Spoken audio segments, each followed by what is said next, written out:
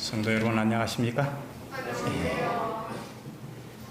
오늘 저는 누가복음 24장의 중심으로 있는 말씀을 가지고 함께 은혜를 나누도록 하겠습니다. 우리 인생의 길동무신 그리스도에 대해서 말씀을 드리겠습니다. 먼저 하나님의 말씀을 누가복음 24장 13절로부터 있는 말씀을 좀 봉독하겠습니다. 그날에 저희 둘 중에 예루살렘에서 25리 되는 엠마오라 하는 촌으로 가면서 이 모든 된 일을 서로 이야기하더라. 저희가 서로 이야기하며 문의할 때 예수께서 가까이 이르러 저희와 동행하시나 저희 눈이 가리워져 그인 줄 알아보지 못하거늘 예수께서 이르시되 너희가 길 가면서 서로 주고받고 하는 이야기가 무엇이냐 하시니 두 사람이 슬픈 빛을 띠고 머물러 서더라. 그 한 사람이 글로바라 하는 자가 대답하여 가로되 당신이 예루살렘에 우거하면서 근일 거기서 된 일을 홀로 알지 못하느냐? 가라사대 무슨 일이냐? 가로되 나사렛 예수의 일이니 그는 하나님과 모든 백성 앞에서 말과 일에 능하신 선지자여늘 우리 대제사장들과 관원들이 사형 판결에 넘겨주어 십자가에 못 박았느니라. 우리는 이 사람이 이스라엘을 구속할 자라고 바라노라. 이뿐 아니라 이 일이 된 지가 사흘째요. 또한 우리 중에 어떤 여자들이 우리를 놀라게 하였으니 이는 저희가 새벽에 무덤에 갔다가 그의 시체는 보지 못하고 와서 그가 살으셨다 하는 천사들이 나타남을 보았다 함이라. 또 우리와 함께 한 자 중에 두어 사람이 무덤에 가 과연 여자들이 말한 바와 같음을 보았으나 예수는 보지 못하였느니라 하거늘 가라사대 미련하고 선자의 말한 모든 것을 마음에 더디 믿는 자들이여 그리스도가 이런 고난을 받고 자기 영광에 들어가야 할 것이 아니냐 하고 이에 모세와 모든 선자의 글로 시작하여 모든 성경에 쓴 바 자기에 관한 것을 자세히 설명하시니라. 본문은 여기까지 읽고 24장에 있는 말씀을 중심으로 함께 말씀을 나누도록 하겠습니다.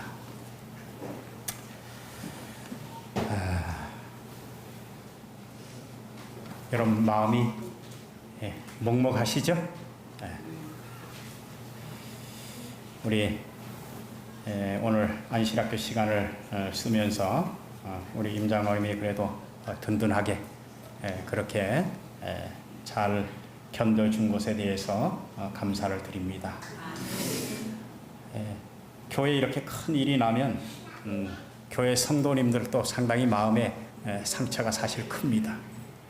그런데 저는 오늘 이 말씀을 통해서 우리가 함께 우리의 인생의 길동무 되신 그리스도를 여러분 앞에 소개하면서 그 예수님이 여러분들의 인생을 붙들어 주기를 기도드립니다. 여기 두 사람이 길을 걷고 있습니다. 안식 후 첫날 주께서 부활하셨다는 그날입니다. 그들은 주님의 부활에 확신이 없이 슬픔과 고통과 낙담의 길을 걷고 있었습니다. 유월절을 지키기 위해서 예루살렘에 올라갔던 그들은 며칠 사이에 일어난 사건으로 인해서 마음이 괴롭고 큰 혼란 속에서 길을 걷고 있었습니다. 한 사람이 옆 사람에게 묻습니다. 여보게, 난 그 사실을 어떻게 이해해야 될지 모르겠네. 우리가 그렇게 믿던 하나님의 아들이라고 주장하던 그분이 어떻게 자기 몸을 부끄러운 죽음에 내어진 것과 자네 이게 조화된다고 생각하나? 난 도무지 믿기지 않아. 그분이 그렇게 돌아가시다니 말이야. 그 이야기를 듣는 사람은 또 이렇게 얘기합니다. 나는 그분이 위선자는 아닌 것 같아. 그런데 그의 사명과 그의 미래의 영광에 관하여 나는 속고 있는 기분일세. 한 사람은 하나님의 아들이 모든 저주하는 십자가에 달려서 속절없이 죽음을 맞이하는 것을 받아들일 수가 없었고 또 한 사람은 일련의 이런 사건들을 통해서 그동안 신뢰하고 믿었던 그분에게 속고 있는 기분이 들었다는 것입니다. 그런데 그들이 공통적으로 느끼는 한 가지 마음은 뭔가 하면 예수님을 대적하던 사람들이 이렇게 얘기하는 것이 그들의 마음속에 공통적으로 느껴진 것입니다. 저가 남은 구원하였으되 자기는 구원할 수 없도다. 그 말이 그들의 귓전에 맴돌면서 그 말이 맞는 것 같아요. 그래서 예수에 대한 신뢰가 그들이 흔들리고 있었습니다. 예수님은 때에 따라서 그들에게 늘 다른 사람의 마음을 읽으시는 증거를 여러 번 제자들에게 보여주셨습니다. 그런데 그들이 생각하기에 그런 분이 자신의 마음을 읽는 일에 이렇게 잘못할 수 있을까 하는 의구심이 들기 시작했고, 그리고 이건 또 무슨 일입니까? 아침 대바람부터 여인네들이 예수께서 살아났다고 하질 않나? 또 그 말을 듣고 두 사람이 달려가서 예수님의 살아난 모습은 보지 못하고 빈 무덤만 보고 돌아왔다니, 이들에게는 이게 아주 매우 혼란스러운 일이었습니다. 대화는 더욱 의심을 증폭시키고 불신은 가중되고 있었으며 그들은 더욱더 큰 오리무중 가운데로 그들의 심령을 밀어넣고 있었습니다. 화이선 시대의 소망에 이렇게 얘기합니다. 그들은 얼마나 울었는지 모른다. 저희가 또 그렇게 낙담해 본 적이 결코 없었다. 그들은 희망도 믿음도 없이 십자가의 그늘 속을 걸어가고 있었다. 예수님에 대해서 온갖 모든 기대를 다 하고 있던 것이 예수님이 돌아가심으로 말미암아 그들이 모든 것이 다 무너져 버린 것입니다. 이렇게 그들이 어둠의 터널을 걷고 있을 때 그런 그들의 대화를 들으면서 한 행인이 그들과 동행하고 있었습니다. 그들은 몹시 울적해하고 또 깊은 좌절감에 빠져서 옆에 따라오는 그 행인을 자세히 보지 못했어요. 그들은 이런저런 이야기를 다 하면서 마음에 있는 것들을 다 털어놓으면서 저에게 일어났던 일을 이야기할 때 그 같은 동행자는 조용히 그 사실을 듣고 있었습니다. 화이트는 또 이렇게 얘기합니다.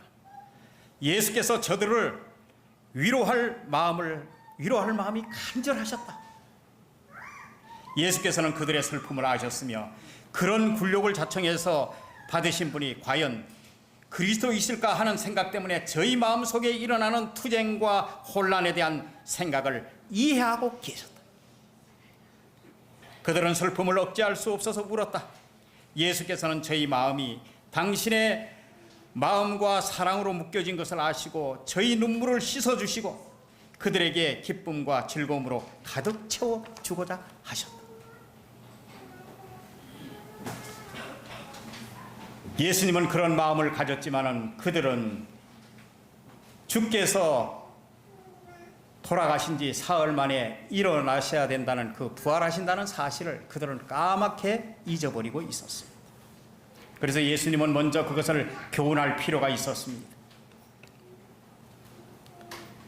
그래서 예수님은 묻습니다. 너희가 길을 가면서 주고받고 하는 이야기가 도대체 무엇이냐?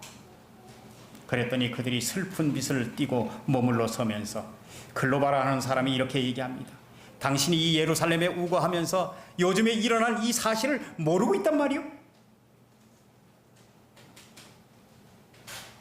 그런데 예수님은 그 이야기를 들으면서 이미 예수님께서는 누가복음 18장 31절로부터 34절에 자신의 죽음에 대해서 이미 예고하셨어요.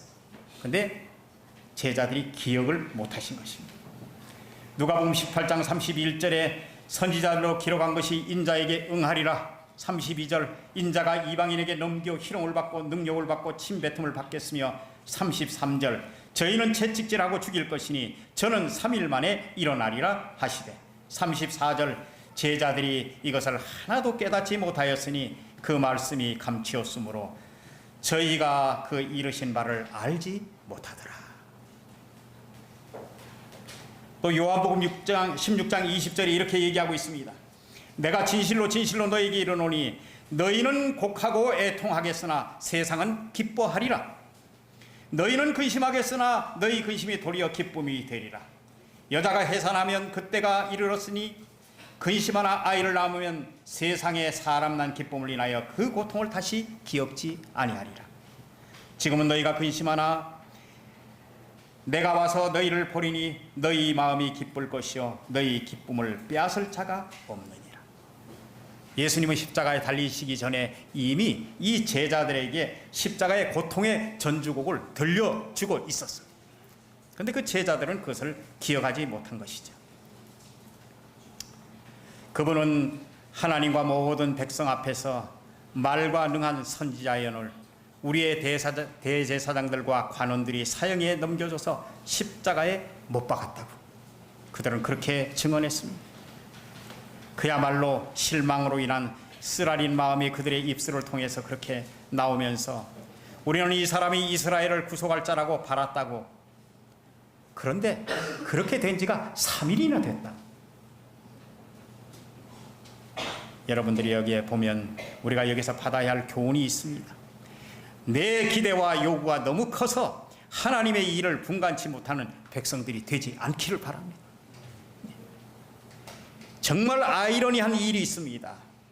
제자들은 그 말씀을 깨닫지 못했는데 정작 제사장들과 관원들과 이런 사람들은 그 말씀을 기억했다는 것입니다. 제사장들과 바리새인들이 빌라도에게 모여서 저 유혹하던 자가 살았을 때에 말하되 내가 사흘 후에 다시 살아난다는 것을 우리가 기억하노라. 그래서 여러분 예수님의 무덤도 지키고 못 나오게 그렇게 하고 다 준비했잖아요. 제자들은 그것을 기억하지 못한 것입니다. 여러분 하나님의 말씀을 기억하는 백성이 되십시다. 그리고 하나님의 말씀을 깨닫는 백성이 되십시다. 그분은 제자들에게 나타나서 내가 예수라고 밝히지 않았습니다. 가라사대 미련하고 선지자들의 말한 모든 것을 더디 믿는 자들이요, 그리스도가 이런 고난을 받고 자기 영광에 들어갈 것이 아니냐, 이런 고통이 먼저 있고 난 다음에 내가 부활할 것을 예수님이 미리 그렇게 얘기했지 않느냐. 그렇게 얘기하면서 그 사람들이 예수님이 이렇게 얘기할 때 자기네들을 아주 그냥 무시하고 그렇게 하는 말 음성이 아니라 들어보니 이 행인들이 마음 가운데 이런 마음이 들었어요. 도대체 이분이 누구길래 그들의 속마음을 꿰뚫어보고 이같이 열렬하고 친절하고 동정 어린 희망의 말을 이렇게 할 수 있을까 하고 제자들은 예수님의 말씀을 들으면서 경탄했다. 그리스도께서 배반당하신 후에 처음으로 그들은 희망을 느끼기 시작했다. 때때로 그들은 그 동행자를 열심히 바라보고 그의 말이 그리스도께서 하시던 말씀과 똑같다고 생각했다. 그들은 놀라움으로 가득 찼으며 저의 마음은 어떤 즐거움의 기대로 고동치기 시작했다. 사랑하는 여러분, 어쩌면 이 엠마오로 가던 길은 우리 인생의 길과 같습니다. 근심과 슬픔이 늘 존재해 있는 곳이고 실망과 낙담이 조수처럼 밀려오는 곳이며 언제나 허망하고 눈물밖에 날 수밖에 없는 곳인데, 제자들이 가장 절박해할 때, 그들의 믿음이 흔들릴 때, 부활에 대한 확신이 없을 때 그들을 찾아주셨던 그분이 그들과 함께 동행하면서 위로와 용기를 주셨던 그 주님께서 오늘 여러분들의 삶의 길에 아픔과 고통을 위로해 주시기를 기도드립니다. 그분은 우리와 동행하시길 기뻐하시면서 절망의 그늘에서 우리를 건져주기를 원하십니다. 잃어버린 바 된 세계를 구원하기 위해서 인간의 불행의 밑바닥까지 내려가셨던 힘센 죽음의 정복자께서 엠마오로 가던 두 제자를 가르치시고 위로하시기 위하여 그들과 동행하는 비천한 일을 맡으셨다. 그분은 언제나 자신을 그분의 고통당하고 당혹감에 사로잡혀서 어쩔 줄 모르는 백성들과 동일시 하신다. 우리들이 가장 어렵고 가장 시험 많은 길에 예수님은 우리와 함께 하시고 그 길을 평탄케 하신다. 그분은 사랑 그대로를 간직하신 꼭 인자와 같으신 이시다. 여러분, 왜 예수님께서 내가 예수라고 그렇게 밝히지 않았을까요? 얘들아, 너희들 그동안 어떻게 지냈니? 그렇게 밝히지 않았을까요? 만일 여러분 그렇게 하셨다면 그들은 예수님을 만난 걸로 만족해 했을 것입니다. 그리고 그들의 기쁨이 넘쳐서 더 이상 아무것도 갈망하지 않았을 것입니다. 그런데 구약의 의식과 예언을 통해서 예수님이 증거하신 것을 그들이 이해할 필요가 있었습니다. 그 완벽한 증거 위에 저희의 믿음을 세워야 했기 때문에 예수 그리스도는 이와 같은 길을 밟으신 것입니다. 그들을 확신시키기 위해서 기적을 행하지 아니하시고 성경의 말씀으로 설명하신 것입니다. 그들을 그리스도의 죽음으로 자기의 소망들이 산산이 조각난 것처럼 그들은 생각했는데, 그러나 그분은 저희의 믿음을 위해서 가장 힘있는 증거를 선자의 글을 통해서 그들에게 용기를 주셨던 것입니다. 주께서 그들의 마음에 다 지울 수 없는 감동을 끼치기를 원하셨던 그 거룩한 진리들을 다른 사람에게 나누어 주게 되고, 그 진리를 받은 사람들은 순서에 따라서 또 귀한 지식을 전하게 되어 마침내 수천 명의 사람들이 절망 속에 있는 제자들의 빛을 밝게 될 것이다. 예수님은 말씀을 통하여 이렇게 수많은 사람들에게 전해지는 이 엄청난 일들을 내다보시고 그 일을 하신 것입니다. 그리고 구약 속의 그리스도를 가르치셨습니다. 그분은 사명의 증인으로서 구약 성경의 중요성을 보여주셨습니다. 요즘에 오늘날 많은 그리스도인이라고 자처하는 사람들이 구약 성경을 내어 던지면서 구약은 이제 필요 없다, 우리는 신약만 가지고도 신앙생활을 할 수 있다고 얘기하는 사람들이 많습니다. 그것은 예수 그리스도가 가르친 것이 아닙니다. 예수께서는 그날 구약의 가치를 크게 높이셨습니다. 누가복음 16장 3절에 보면 모세와 선지자들에게 듣지 아니하면 비록 죽은 자 가운데서 살아나는 자가 있다 할지라도 권함을 받지 아니하리라. 아담의 시대로부터 역사의 마지막 장면까지 부조들과 선지자들을 통하여 말씀하신 이는 여러분 그리스도이십니다. 구주는 신약일 뿐만 아니라 신약에서만 말씀하신 것이 아니라 구약에서도 그분이 나타나 있는 것입니다. 히브리 1장 1절과 2절에 보면 옛적의 선지자들로 여러 부분과 여러 모양으로 우리 조상들에게 말씀하신 하나님이 이 모든 날 마지막에 아들로 우리에게 말씀하셨으니 이 아들을 만유의 후사로 세우시고 또 저로 말미암아 모든 세계를 지으셨느니라. 그리스도의 생애와 신약 성경을 분명하게 아름답게 나타내는 것은 과거에 예언된 것에서 오는 빛이다, 이렇게 얘기했습니다. 여러분, 구약이 없으면 이렇게 빛날 수 없는 것입니다. 그리스도의 이적은 그분의 신성에 대한 증거이나 그분이 세계의 구주라는 것을 더욱 힘있게 증거하는 증거는 구약 성경의 예언을 신약의 역사와 비교하는 데서 찾을 수 있다, 그렇게 시대의 소망 가운데 말씀하고 있습니다. 예수님이 그들에게 사용했던 도구는 하나님의 말씀이었습니다. 그분은 말씀에 참된 해석자가 되셨습니다. 그리고 그분으로부터 가르침을 받은 두 제자의 반응은 우리에게 말씀을 풀어주실 때 우리 속의 마음이 뜨겁지 아니하더냐. 예수님을 경배하기 위해서 그들은 고개를 쳐들었으나 예수님이 갑자기 없어졌습니다. 여러분, 이 제자들이 경험했던 것처럼 우리가 말씀을 읽을 때 여러분들의 마음 가운데 감동을 주고 그 말씀이 우리 삶 가운데 그렇게 적용하도록 하시는 분은 그리스도시라는 사실입니다. 여러분, 하나님의 말씀은 과연 누구를 위한 책입니까?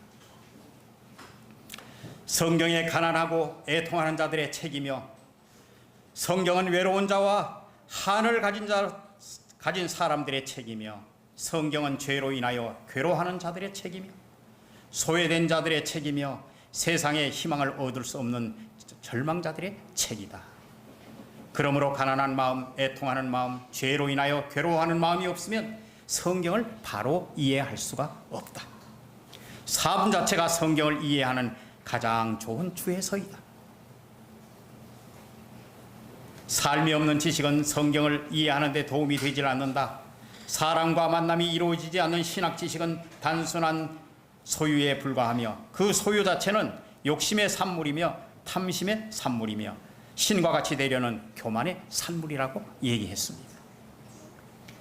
요즘에 제가 여러 집사님들을 방문하면서 보면서 느끼는 건데요. 성경 필사를 하면서 말씀을 아주 이렇게 사랑하시는 우리 집사님들을 많이 뵙고 제 마음에 아주 큰 위안을 받습니다. 어떤 집사님은 제가 성경을 이렇게 너무 쓰다가 팔이 아파서 아주 죽는 줄 알았다고 그런 얘기도 하는 분을 제가 봤어요. 여러분, 주의 말씀은 내 발의 등이요 내 길의 빛입니다 라고 힘주어 고백하는 규례교회 성도님들이 되시기를 간절히 소망합니다. 그 제자들이 예수님이 이렇게 말씀하실 때 그들이 눈이 밝아졌습니다. 예수님이 더 가려 하는 것을 강권하여 우리 집에 함께 유하자고, 날이 이제 어두워가니 이제 예수님 우리하고 함께 들어가서 저녁도 좀 함께 드시면서 함께 유하자. 여러분, 이 두 제자처럼 예수님의 음성에 대해서 귀가 열려 있다면, 예수님의 영에 대한 마음이 열려 있다면 예수님과 함께 하자는 간청이 나오게 될 것입니다. 만약 같은 음성에도 감동을 받지 못한다면 예수님은 그냥 지나가신다고 했습니다. 예수께서 그때마다 그리스도의 영의 부르심에 대해서 더욱 굳어진 마음과 더 막힌 길을 남겨둔 채 여러 차례 이것을 듣지 않은 사람에게는 그냥 지나가신다. 그러면서 시대의 소망 3권 249페이지에 더 엄청난 말씀을 하십니다. 만일 제자들이 강권하여 초청지 않았다면 그들은 저희 길동무가 부활하신 주님인지를 알지 못했을 것이다. 그리스도께서 어느 누구에게도 억지로 교제를 강요하지는 않으신다. 그분은 자기를 필요로 하는 자들에게 관심을 가지신다. 우리의 신앙의 초점이 분명치 않을 때 말씀을 통하여 여러분 깨우침을 받는 적이 있습니까? 누가복음 24장에는 연다라는 단어가 3번 나옵니다. 31절에 눈이 밝아져 눈을 열었다는 뜻입니다. 32절에 성경을 풀어, 이것도 성경을 열었다는 뜻입니다. 45절에 마음을 열어, 하나님께서 여시는 것입니다. 이것은 우리에게 주도권이 있는 것이 아니라 하나님께서 우리의 마음을 여시는 것입니다. 엠마오로 가더는 그들의 마음은 두려움과 의심, 세속적인 욕망, 편견, 더디 있는 믿음으로 그들은 가득 차 있었습니다. 이제 주님이 그들에게 밝은 마음을 주시고 성경을 열어주심으로 그들이 성경을 진리를 이해하게 되었고, 성경을 열어주시고 마음을 열어주실 때 비로소 우리는 성경 안에서 주님을 만나게 되는 것입니다. 여러분, 여기에 아주 엄청난 33절의 일이 나옵니다. 곧 그 시로 일어나 예루살렘으로 돌아가. 여러분, 25일이 되는 길을 부활한 주님을 만난 그들에게 마음 가운데 넘치는 하나의 일이 있었다면 부활한 주님을 빨리 제자들에게 가서 알리는 그 마음이었습니다. 그들은 그날 피곤함과 배고픔이 사라져버리고 음식을 입에 대지 않고 큰 기쁨을 가지고 그들은 그 길로 예루살렘을 향해서 돌아갑니다. 기별을 전하기 위해서 발길을 재촉하면서 그들은 길을 잃었다가 다시 찾기도 하고 때로는 뛰기도 하고 때로는 비틀거리면서 앞으로 나갔습니다. 사명을 가진 사람이 된 것이죠. 그런데 저는 여기서 예언의 신을 읽다가 한 곳에서 아주 엄청난 위로에 대한 말씀을 또 하나 발견하게 된 것입니다. 이러한 저들의 여정 내에 그들의 눈에 보이지 않는 동행자가 저희 가까이에 계셨다.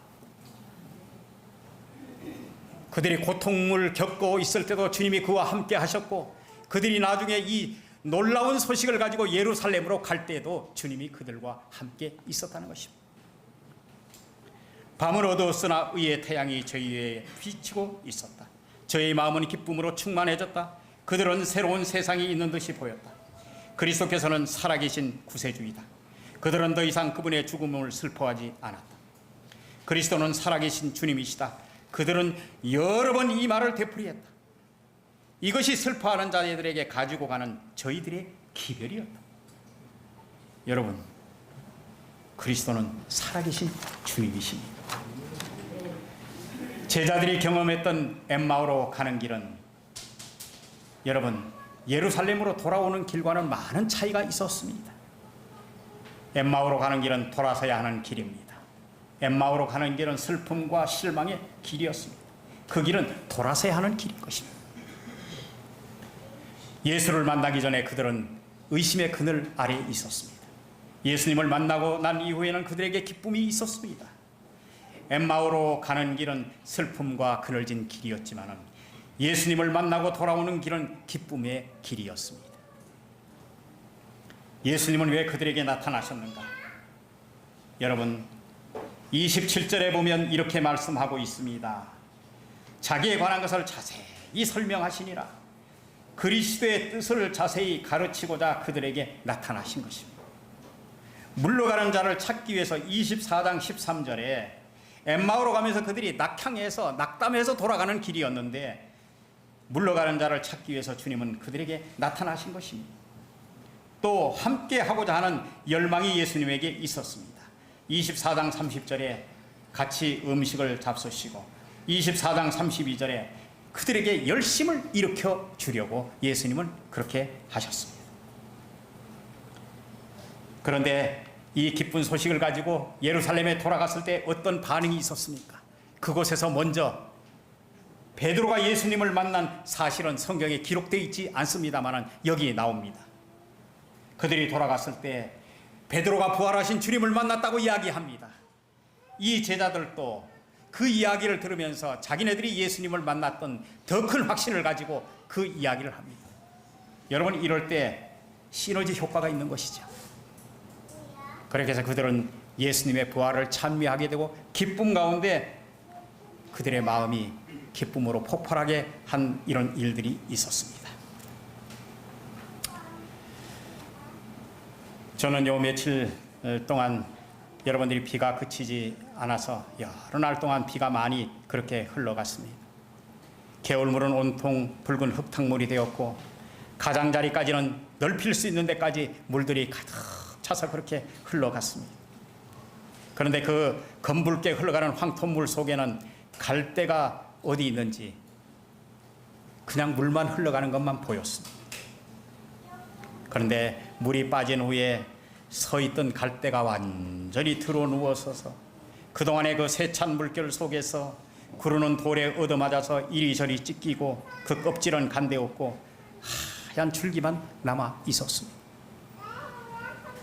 한 이틀 지나서 제가 그 갈대를 보니까 여러분들이야, 그 갈대의 인생이 그걸로 끝나는 줄 알았습니다. 그런데 하나 둘씩 머리를 들고 일어나더니 자기의 몸 자세를 갖추고 있었습니다.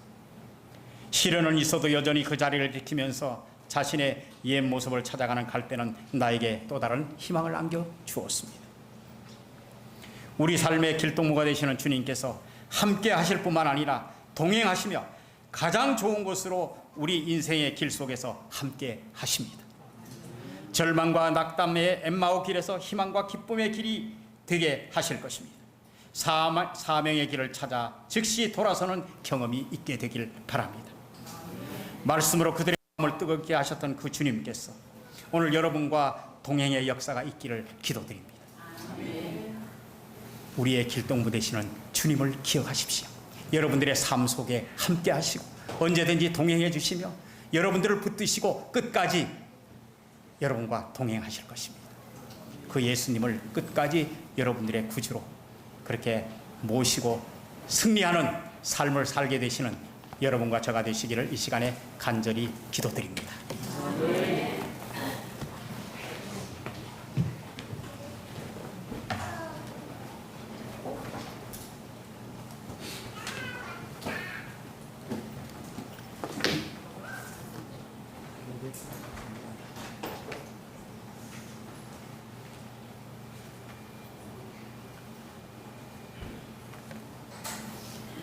우리 말씀을 생각하시면서 다 함께 일어나셔서 533장 찬양을 드리고 장로님의 축도로 마치겠습니다.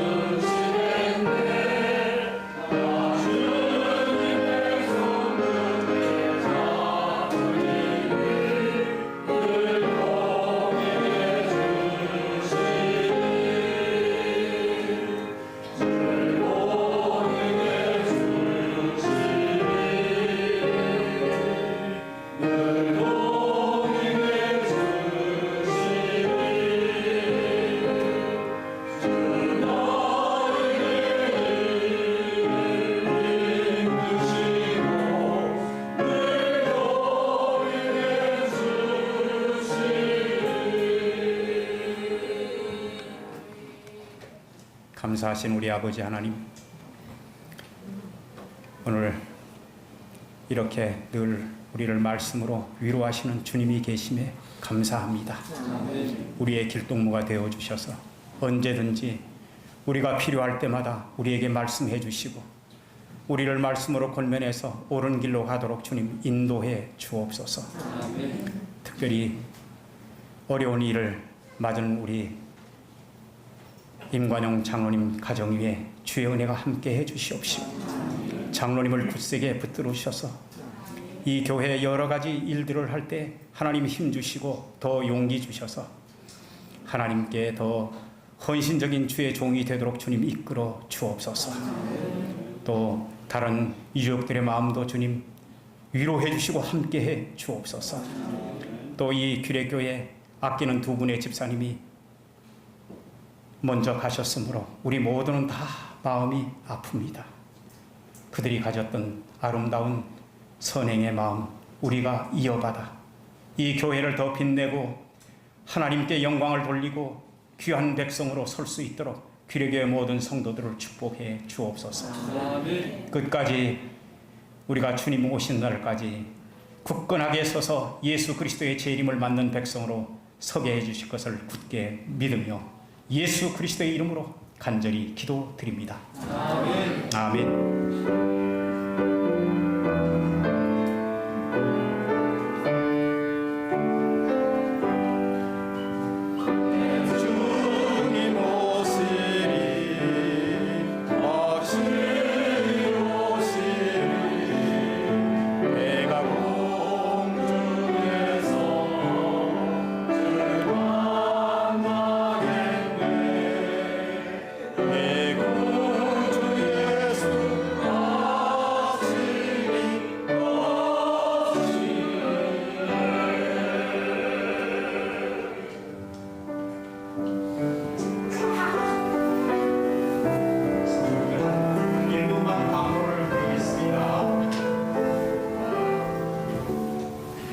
아프리카 가족들에게 옥수수 보내는 프로젝트인데요. 우리 손태순 장로님이 이 일을 하시는데요. 우리 전종건 목사님께서 그 현장을 아마 좀 보고 오신 것 같아요. 그런데 옥수수 20kg 한 푸대가 2만 원 정도 되는데 이 옥수수로 한 가족이 2달 동안 먹을 수 있다고 합니다. 그래서 그 목사님 이걸 보내주고 또 이걸 알리면서 장로님이 여러 교회를 이렇게 방문하면서 우리 교회에서 오늘 오셔서 여러분들이 그 소문을 보시고 성경에 이끌림이 있으시면 꼭 이 일에 동참해 주셔서 좀 도와주시길 바랍니다. 감사합니다.